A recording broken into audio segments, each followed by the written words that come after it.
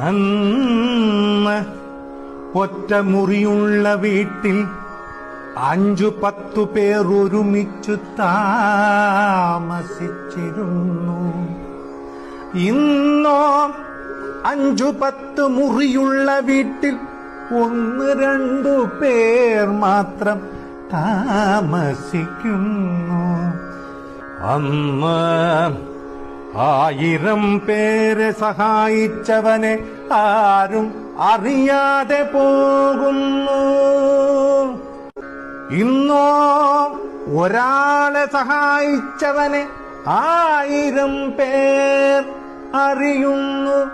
അരച്ചാൺ വയറിനു വേണ്ടി നമ്മൾ കിലോമീറ്ററുകളോളം നടന്നു ജോലി ചെയ്തിരുന്നു അന്ന്.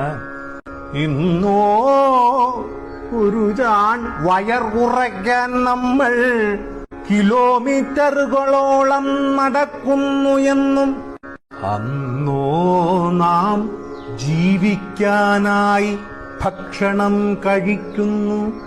ഇന്നോ ഭക്ഷണം കഴിക്കാനായി മാത്രം നാം ജീവിക്കുന്നു. അന്നു വീട്ടിനകത്തിരുന്നു ഭക്ഷണം കഴിച്ച് പുറത്ത്